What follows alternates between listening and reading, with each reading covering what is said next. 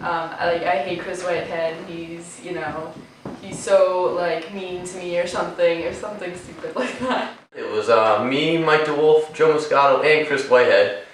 Chris, he was the smallest one back then, but he really was the main figure. He looks innocent in his pictures, but he was the man in charge.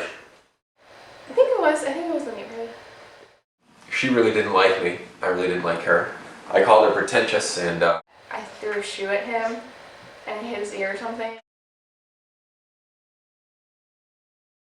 I made some sort of snarky off-color comment about like sending a horse to a glue factory or something. Unbeknownst to me, she owns a horse and is a equine advocate. And she started chasing me around the playground pretending she was a horse. I really didn't know who she was or what she was doing, but I didn't really like it too much.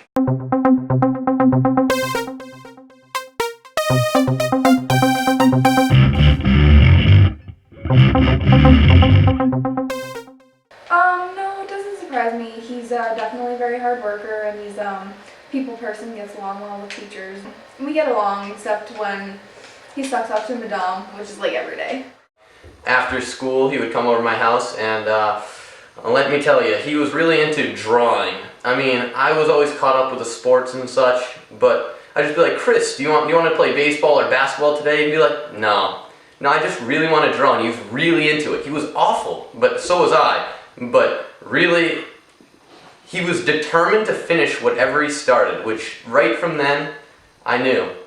He was gonna be able to do that all of his life, no matter what he put his mind to. We occasionally talk in physics when I work up enough courage to go up and talk to him.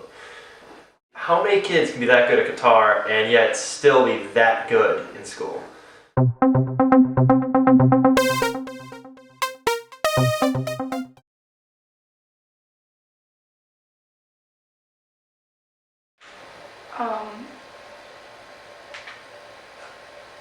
That's interesting. He never told me about that.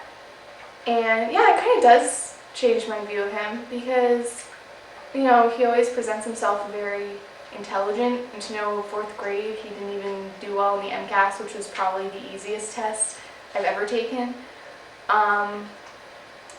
Does change my view of him. Yeah, but that was before the neighborhood, before I met him.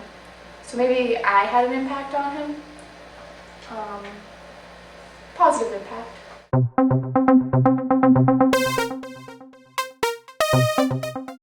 Emily Lacey, I'm told, thought I was a jerk. I don't know, she might have had a diary about me. I just remember telling Jeff Nealon that I liked Chris, but I didn't really want to date him or something. And then after that, it turned into probably one of the biggest dramas of my life. And so I sort of knew she didn't like me, so I sort of provoked her a little bit, I guess, in my childish banter.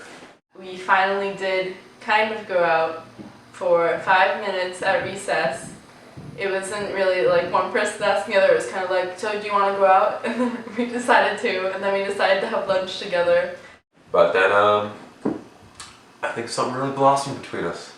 And then 5 minutes later we decided that we didn't want to go out. But we still had major crushes on each other. I did on him. I love you, Chris!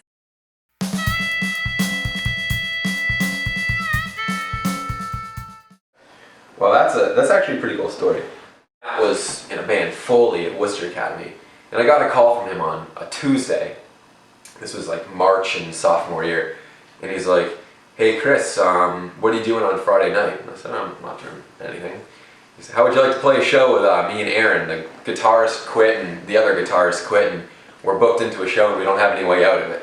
And I was like, "All right, I'll give it a go. I don't really know any of your songs or anything."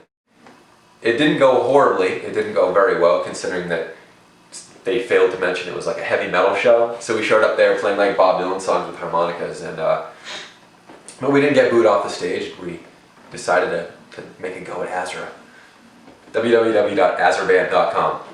In my opinion, they're really good. Chris's soloist, man, they're great. They do need a lead singer though. The singing is a little not great, or they haven't had words.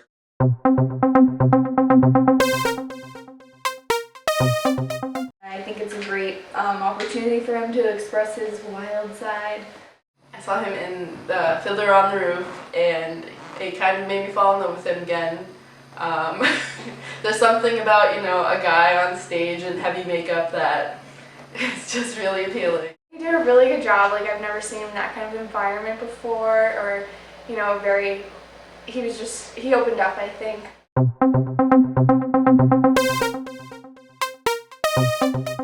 I was the one who used to promote Chris during 7th and 8th grade, and I was selected publicist freshman year based on my representation of him. So yes, I was always for him, and I continued to support him throughout the years. I was a big supporter in the beginning because I thought he would be a really great leader.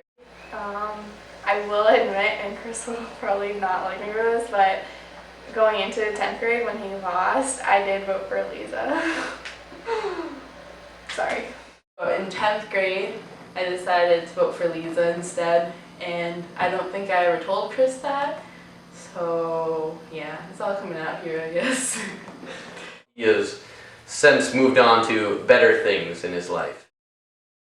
I have more respect for a man who lets me know where he stands, even if he's wrong, than the one who comes up like an angel and is nothing but a devil.